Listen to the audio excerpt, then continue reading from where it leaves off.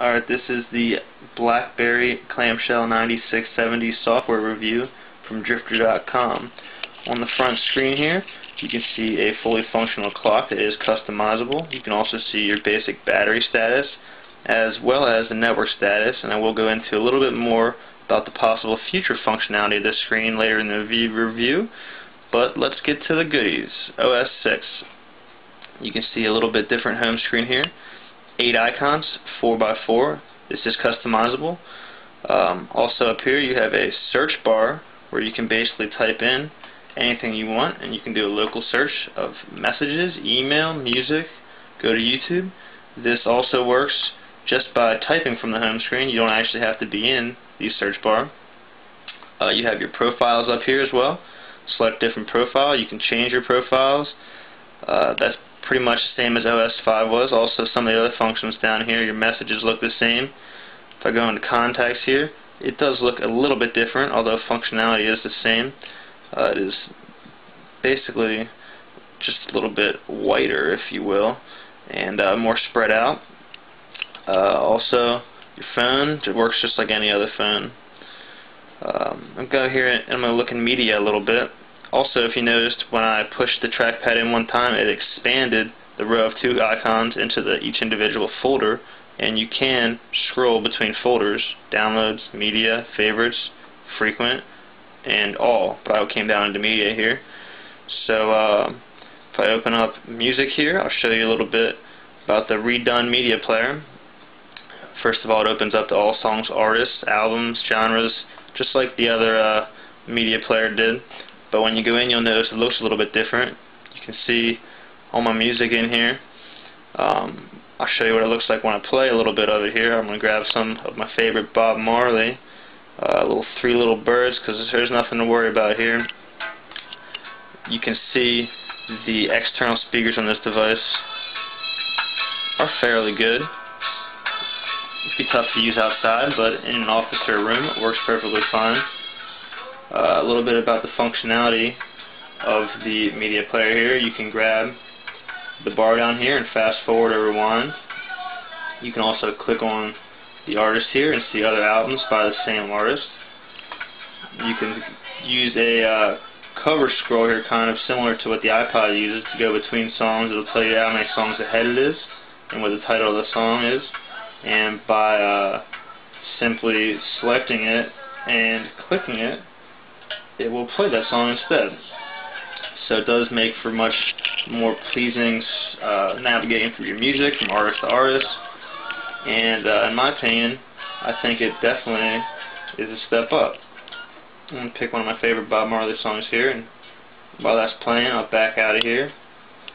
Voice notes, voice recorder, video camera, basically functionality is all the same. A little bit updated of the aesthetics. There's nothing crazy there, so I'm not going to spend a lot of time on them. If I back out here and go into a different folder, you will notice options. This is where everyone wants to see.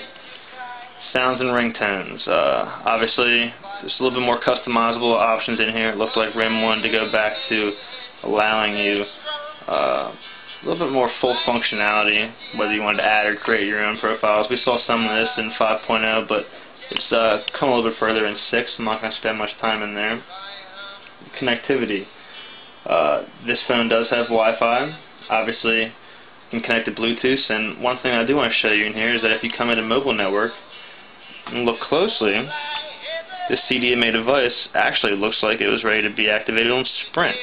I know many people speculated that this was going to go to Verizon because they're the biggest CDMA carrier, and I'm not saying it won't, but I thought it was interesting that the available network was Sprint down here at the bottom and in the selection mode. So I'm going to back out of there, take what you want from that. Date and time, home screen preferences, these are some of the things that I said you could change. I thought it was interesting that you had a landscape wallpaper setting as well as a portrait wallpaper setting. This up here, the launch bar, they're calling it at the top of the home screen. You can change it from universal search to just application shortcuts, kind of like your very own quick launch menu. Some of the screen components, we've seen these before: fonts, menus, themes. Message categorization will allow you to distinguish messages from family, friends, or significant others by colors. Back out here and come into here. The most interesting thing in this screen in typing input is that there's an option built in here for touchscreen sensitivity. And if you open it up, there's nothing built into it yet. However, it does give me the idea that this device possibly will have some touchscreen functionality on the front cover of the device, not the internal cover. Trackpad sensitivity, just like your trackball, 70/70. Screen and keyboard, spell check, this is all stuff you guys have seen before, so I'm not going to spend much time on it, but I did want to show you that the touchscreen sensitivity does seem to be built into the early stages of this operating system. And please keep in mind that this is an early operating system. As you can see here in the About device versions, this is only 6.0.0.31, so by all means it's a relatively early version and build of a 6.0 operating system. So there are still some kinks being worked out. There are still some quirks, but it does show a lot of promise for sure. You've seen all this other stuff before. Memory management I did want to point out, because as you can see, for the free space there is 295.6 megabytes, hinting at the fact that there's 512 megabytes of internal device memory, which I do not believe was noted previously to this video. So this seems to be a common theme with some of the new devices, especially the ones running os6. This is just my media card down here, so ignore that. Don't know if there's anything else in here I wanted to show you, except this is your basic application screen. What they did was split it out between core and add-on, and they put the third party in a separate place. And just to prove that this device is running 6.0, if you don't believe me already, you can come in here and scroll down and see all the 6.0, and you will recognize many of the very same modules from 5.0 OS. So not that much of the Java has changed, but it does even believe there's many similarities. Another thing of note here is that Blackberry Messenger, check out the version on that. Also Blackberry Podcast, if you remember that being in the beta zone. I did post pictures of that on drifter.com a couple months ago. Brick Breaker browser 6.0, that's also of note. You can see the other built-in apps down here as well, all updated to 6.0. Probably don't show that much different functionality-wise, but aesthetically they're all changed. Twitter is included, YouTube is included now. MySpace was included previously, but you can see they're adding the RSS feed for the podcast in here. So a lot of the things that are showing up in Beta Zone are going to be in OS6. Probably saw that one coming anyway, but it is important to note that.